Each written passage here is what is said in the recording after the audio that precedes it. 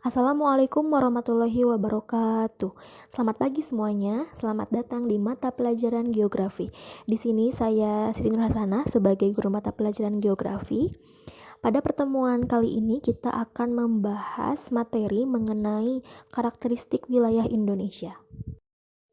Baik, mengenai karakteristik wilayah Indonesia ini dibagi menjadi dua ya, ada wilayah daratan dan juga ada wilayah perairan. Nah, jadi kan yang namanya karakteristik itu adalah ciri khas ya, ciri khas atau ciri tertentu. Nah, kita akan membahas karakteristik apa? Di sini kan ada daratan ya. Kita bahas ciri khas daratan Indonesia dan juga ciri khas wilayah perairan Indonesia. Nah, yang pertama kita yang daratan dulu ya.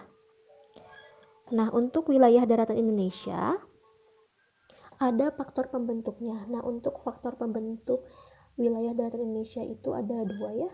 Yang pertama adalah letak geologis Indonesia dan juga letak geomorfologis Indonesia. Nah, kalau letak geologis Indonesia saya yakin teman-teman sudah belajar mungkin ya di kelas 10. Nah, jadi kalau misalnya yang namanya geologis, kalau kalian dengar kata geologis, ingat saja dia itu yang berhubungan dengan struktur batuan atau komposisi batuan gitu. Nah, jadi yang namanya letak geologis Indonesia itu merupakan letak suatu wilayah berdasarkan struktur dan komposisi batuan yang membentuk bumi. Jadi kata kuncinya struktur batuan dan komposisi batuan ya. Ingat saja batuan begitu. Supaya tidak ketukar-tukar dengan geografis, dengan geomorfologis, banyaknya istilah-istilah yang mungkin agak susah diingat begitu. Nah, jadi kalau yang letak geologis ingat saja batuan gitu ya, biar gampang untuk membedakan. Nah, kalau misalnya letak geomorfologis itu di sini ada ya pengertiannya, itu kondisi relief. Nah, relief itu apa? Di sini juga dijelaskan, dia tinggi rendahnya permukaan bumi di Indonesia. Nah, yang sangat bervariasi. Jadi yang namanya relief itu ya berhubungan dengan tinggi rendahnya permukaan bumi begitu. Nah, ini ada lagi ya, misalnya itu yang bervariasi itu seperti apa, ada pegunungan tinggi, gunung, daratan tinggi, atau dataran rendah, lembah, dan pantai begitu. Nah, kita kembali lagi ke letak geologis Indonesia. Nah, untuk letak geologis Indonesia ini ada dua ya, ada pertemuan 3 lempeng dunia dan juga ada pertemuan 3 jalur pegunungan dunia. Maksudnya seperti apa? Kita bahas satu-satu. Baik, yang pertama adalah posisi Indonesia pada pertemuan 3 lempeng besar di dunia. Nah, jadi ya di dunia itu ada 6 lempeng besar. Nah, 3-nya itu dia berkumpul atau bertemu di Indonesia. Nah, ada lempeng apa saja? Ini ada lempeng Eurasia, ada lempeng Pasifik, ada juga lempeng India Australian. Nah, jadi lempeng-lempeng ini dia tidak hanya sekedar bertemu, tapi juga dia saling bertubrukan. Jadi kan yang namanya lempeng itu dia bergerak ya, jadi tidak diam. Nah, karena pergerakan lempeng itu dan dia bertemu dengan lempeng-lempeng lain yang tadi disebutkan 3 lempeng itu, jadi terjadinya tubrukan begitu. Nah, dengan adanya tubrukan lempeng itu menimbulkan adanya patahan. Nah, patahan inilah yang mengakibatkan Indonesia sering mengalami gempa bumi. Nah, jadi karena sering terjadinya tubrukan sehingga menimbulkan banyaknya patahan di wilayah Indonesia ya. Nah, sehingga menimbulkan Indonesia itu sangat sering mengalami gempa bumi. Nah, ada daerah yang sering mengalami gempa bumi itu salah satunya misalnya wilayah Yogyakarta. Begitu ya. Baik, yang selanjutnya adalah Indonesia juga merupakan pertemuan 3 jalur pegunungan dunia. Nah, yang pertama itu ya, kita bisa lihat di sini di petanya, ada pegunungan Sirkum Pasifik. Nah, jadi maksudnya Sirkum Pasifik itu apa?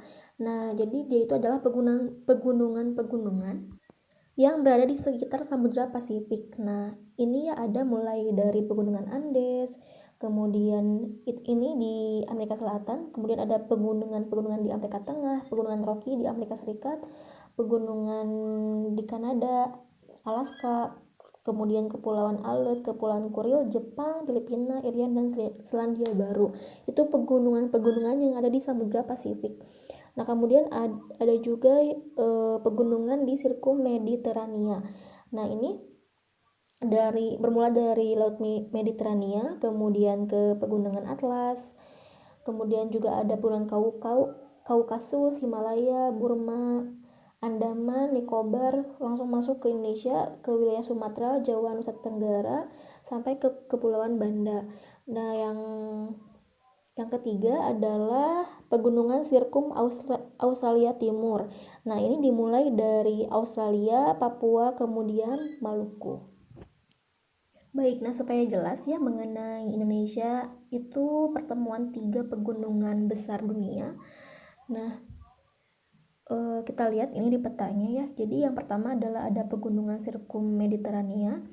Nah, ini yang paling panjang ya, yang di bagian bawah ada yang merah memanjang ya. Ini ada segitiga merah. Nah, ini merupakan jalur Pegunungan Sirkum Mediterania.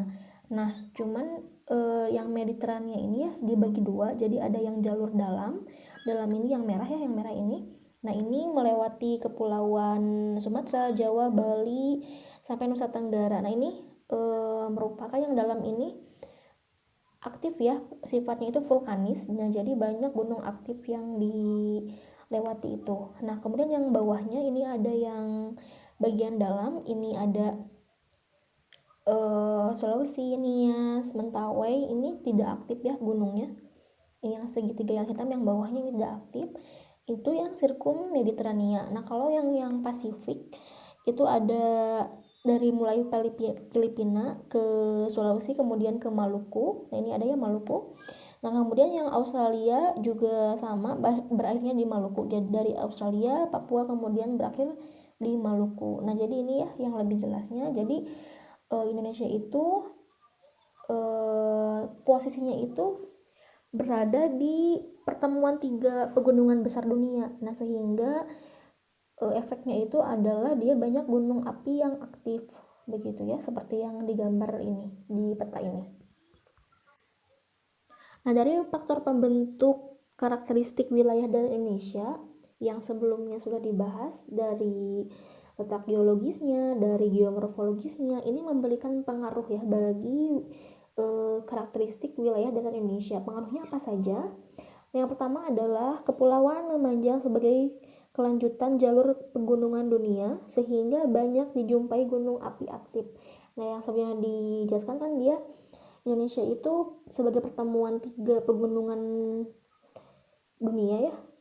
Nah, yang Sirkum Mediterania, Pasifik, dan juga Australia Timur. Nah, sehingga dengan melewati jalur pegunungan dunia itu banyak dijumpai gunung api aktif di Indonesia. Itu pengaruhnya ya, yang pertama. Yang kedua adalah terdapat zona pertemuan lempeng. Nah, dan jalur patahan sehingga sering terjadi gempa bumi. Ini yang sebelumnya juga sudah dibahas ya. Nah, karena tadi ada 3 pertemuan lempeng besar dunia yang bertemu di Indonesia, nah sehingga Indonesia itu sering mengalami gempa bumi. Itu pengaruhnya. Kemudian yang ketiga adalah karena Indonesia itu tadi kan gunung apinya aktif ya, sebagai dampak dari itu wilayah Indonesia itu sangat subur, kayak barang tambang dan juga mineral. Kemudian yang keempat, membentuk daratan hasil pengangkatan dasar laut seperti Pegunungan Jayawijaya, Pegunungan Sewu, Pegunungan Maros, dan lain-lain. Nah, ini berhubungan dengan sama yang kelima ya, saya sebutkan dulu, memiliki topografi yang kasar atau bervariasi, pegunungan, bukit, gunung, dataran tinggi, dataran rendah, dan lembah. Nah, ini berkaitan dengan faktor yang kedua yang tadi letak geomorfologis ya, yang berkaitan dengan batuan. Nah, sehingga dari luar secara fisik Indonesia itu sangat variatif begitu ya topografinya. Jadi ada pegunungan, ada gunung, ada bukit, dan sebagainya. Nah, itu ya untuk yang karakteristik wilayah daratan Indonesia. Baik, yang selanjutnya adalah karakteristik wilayah lautan Indonesia. Nah, menurut topografinya ini dibagi menjadi 2 ya. Ada perairan laut dangkal, atau pengertiannya itu adalah laut yang kedalamannya kurang dari 200 meter. Jadi dangkal ya, dia tidak dalam, dangkal itu. Kemudian yang kedua adalah perairan laut dalam atau biasa disebut dengan teluk. Nah, untuk perairan laut dangkal ini dibagi dua ya, ada dangkalan Sunda dan juga dangkalan Sahul. Yang pertama adalah dangkalan Sunda. Nah, jadi dangkalan Sunda itu dangkalan terluas di dunia ya, yang ukurannya itu sampai 1,8 juta kilometer. Nah, dulunya itu dia bersatu dengan benua Asia. Nah, melewati laut apa saja? Ini ya meliputi Laut Jawa, kemudian Selat Sunda, Selat Karimata, Selat Malaka, dan Laut Cina Selatan. Nah, kemudian di dangkalan Sunda ini terdapat alur sungai bawah laut. Nah, ini di Laut Jawa dan juga Laut Cina Selatan. Nah, kemudian yang kedua adalah dangkalan Sahul. Nah, ini luasnya itu 1,5 juta km ya. Nah, dahulunya itu bersatu dengan benua Australia. Nah, wilayahnya itu terdiri dari Laut Arafuru, Laut Timor. Kemudian untuk jenis flora atau faunanya itu dia mirip dengan flora atau fauna di Australia, karena tadinya itu kan dia bersatu dengan benua Australia ya. Nah, jadi untuk flora dan faunanya ada yang mirip gitu dengan yang di Australia. Nah, yang selanjutnya adalah perairan laut dalam. Nah, jadi kan sebelumnya untuk karakteristik perairan Indonesia itu dia dibagi dua ya, ada dangkalan dan juga ada laut dalam atau teluk. Nah, ini kedalamannya rata-rata 1000 sampai 2000 meter. Nah, juga terdapat banyak palung dan lubuk. Nah, meliputi daerah apa saja? Ini ada Laut Sulawesi, kemudian Selat Makassar, Laut Maluku, dan Laut Banda, kemudian Laut Flores. Nah, Pulau Sulawesi, Maluku, dan NT itu tidak pernah bersatu dengan benua Asia atau Australia. Karena itu mungkin nanti flora dan faunanya juga berbeda ya. Nah, nanti untuk flora dan faunanya seperti apa nanti kita akan bahas di bab selanjutnya. Nah, ini adalah peta lokasi palung dan lubuk di Indonesia ya. Nah, jadi tadi kan sudah disebutkan di daerah mana saja ada palung dan lubuk Indonesia, cuman secara lebih jelasnya ini banyak sekali ya palung dan lubuk yang terdapat di Indonesia. Nah, ini bisa dilihat petanya. Selanjutnya adalah pemanfaatan perairan laut. Nah, jadi jika kita berbicara mengenai karakteristik perairan Indonesia, wilayah Indonesia, tidak lengkap ya rasanya tanpa membicarakan pemanfaatan perairan lautnya.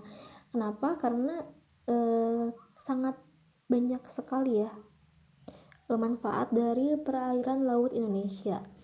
Nah, apa saja manfaatnya? Yang pertama adalah dari segi transportasi.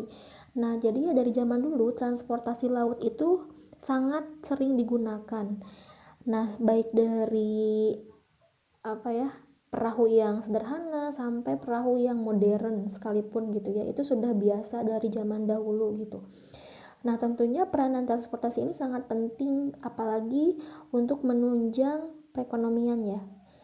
Jadi, nah biasanya negara-negara yang memiliki jumlah pelabuhan yang banyak ini kemungkinan akan menjadi negara maju. Nah, karena dengan adanya pelabuhan laut itu ya akan memberikan beberapa keuntungan. Yang pertama adalah dia itu mampu mengangkut banyak barang, kemudian juga harga pengangkutannya murah, dan yang terakhir adalah biaya pemeliharaan jalur lalu lintas laut itu sangatlah minim gitu ya. Nah, itu adalah keuntungannya. Kemudian yang selanjutnya adalah dari segi perikanan. Nah, perikanan yang kita bicarakan di sini mencakup penangkapan dan pembudidayaan ikan ya. Jadi bukan hanya ikan yang dibudidayakan, tapi juga yang ditangkap langsung di laut lepas begitu ya. Nah, selain ikan juga ada kerang, kemudian udang dan sebagainya yang banyak ya, tentunya banyak sekali potensi yang ada di laut Indonesia. Nah, sebagai negara kepulauan, potensi sumber daya perikanan Indonesia ini sangatlah besar ya, diperkirakan 4,5 juta ton per tahun. Oh iya, untuk perairan Indonesia ya, kemarin ada yang salah saya ucapkan. Jadi untuk daratan Indonesia itu besarnya itu 1/3 ya dari wilayah Indonesia. Kemudian kalau untuk perairannya luasnya itu 2/3 begitu ya. Jadi lebih luas perairan.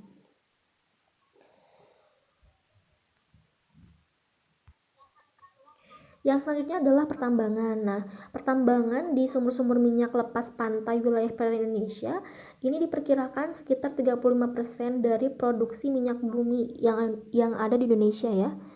Nah, selain itu kita juga memiliki 50 cekungan potensial yang dapat menghasilkan minyak dan gas bumi. Wah, sangat banyak sekali ya manfaat dari perairan laut Indonesia. Yang selanjutnya adalah bahan baku obat-obatan. Nah, jadi dari perairan laut Indonesia itu ya, banyak sekali bahan baku yang bisa dijadikan obat-obatan. Misalnya itu apa?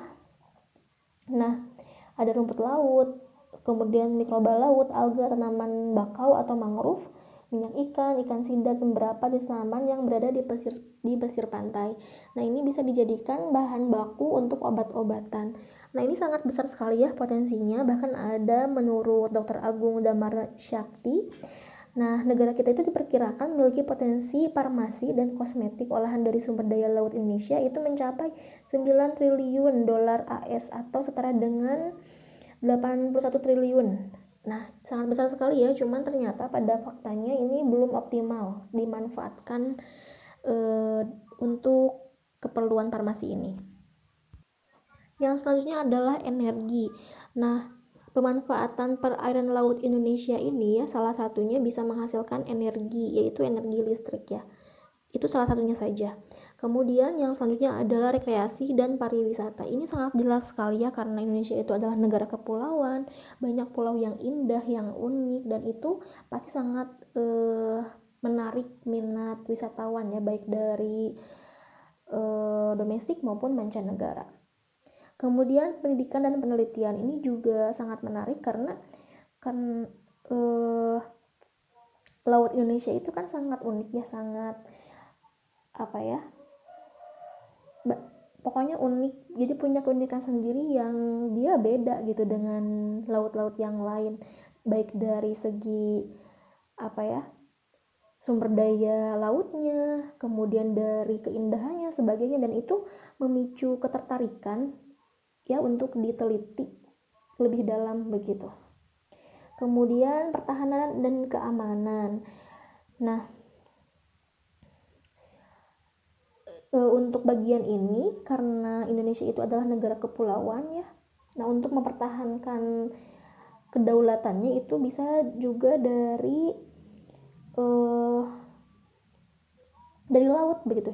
Jadi laut itu sebagai objek penting untuk diamankan dan dipertahankan kedaulatannya dari serangan negara lain. Jadi kan banyak ya yang mencuri ikan misal, atau yang apa ya, yang mencuri ikan atau menangkap ikan di wilayah laut Indonesia gitu, kekuasaan Indonesia. Nah, itu kan sebenarnya tidak boleh ya, makanya ini juga jadi perhatian pertahanan dan keamanan.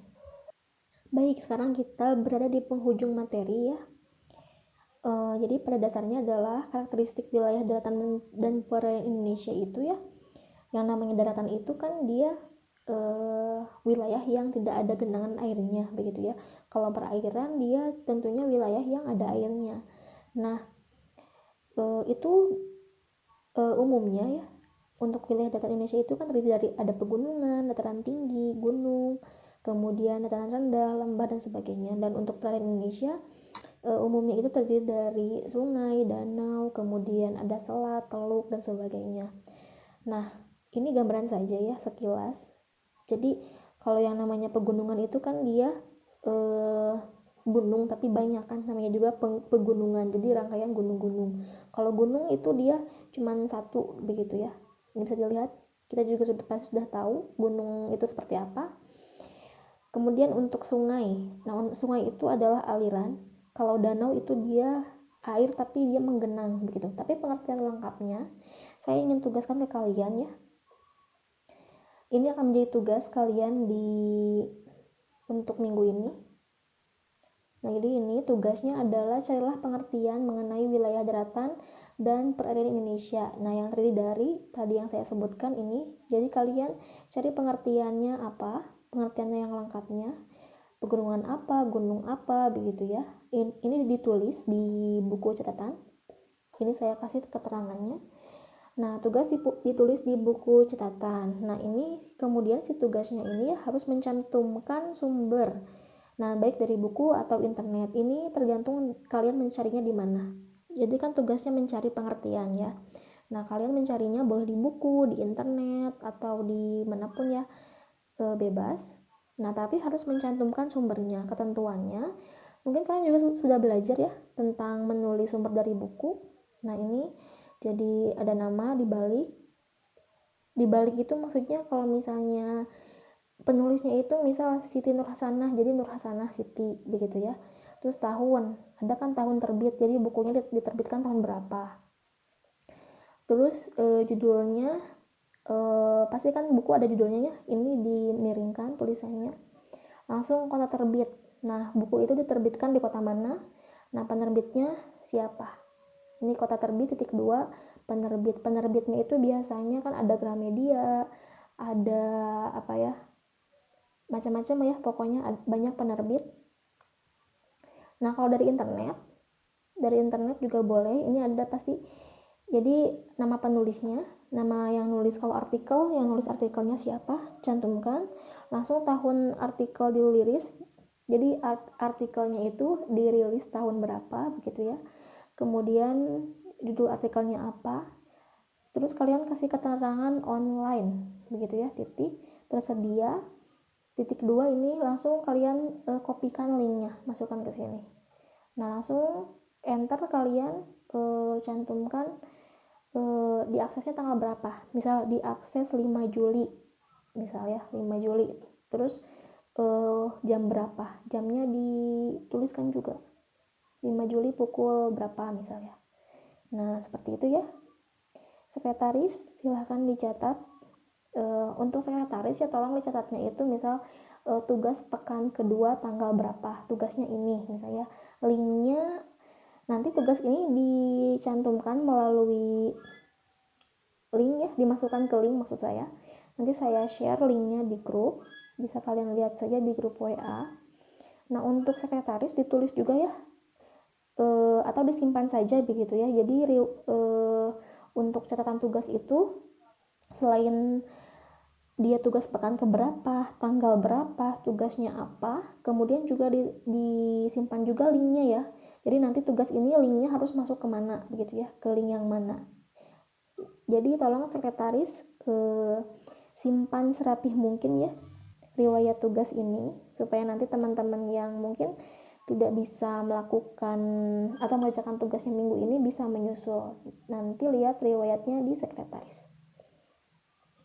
Baik, itu saja yang saya sampaikan untuk pertemuan hari ini. Mohon maaf apabila ada kekurangan. Terima kasih atas perhatiannya. Wassalamualaikum warahmatullahi wabarakatuh.